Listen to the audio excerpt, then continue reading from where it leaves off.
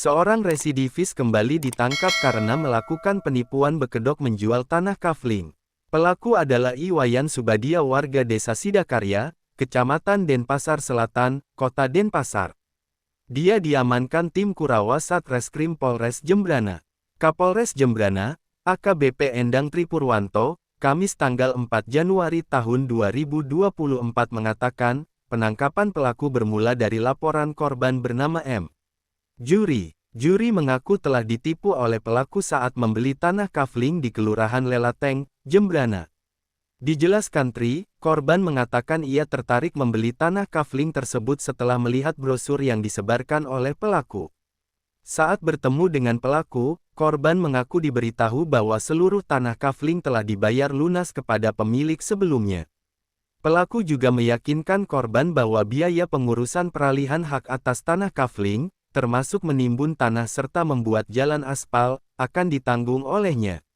Korban percaya pada tersangka dan membeli 2 bidang tanah kafling seluas 200 meter persegi dan 185 meter persegi. Bapak Ibu semua yang saya hormati, jadi untuk kasus yang kedua terkait dengan kasus penipuan, di mana LP-nya ini ada 2. Jadi LP nomor 171 dan 172 di tanggal 21 Oktober 2023 dengan pelapor yang berbeda, pelapor yang atas nama M. Juri dan Ramdhani. Setelah adanya laporan tersebut, tentunya tim segera melakukan koordinasi, di mana laporannya, mohon maaf, ini waktunya ternyata berbeda. Yang satu tanggal 2 Maret, yang satu tanggal 1 Maret. Di rumah masing-masing korban, yaitu ada yang di Oloan, ada yang di Lalatan.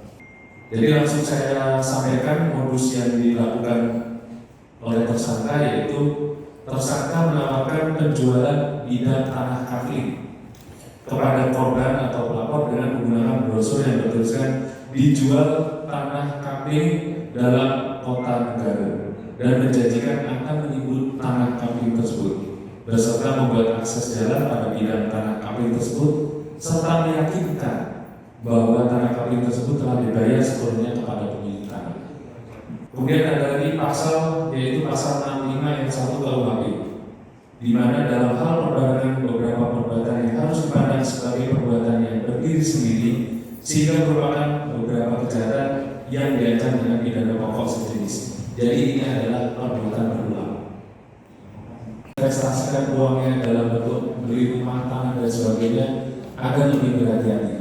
Pastikan bahwa legalitas yang dimiliki oleh penjual benar-benar valid. Ia menyerahkan uang muka sebesar 20 juta rupiah kepada Subadia.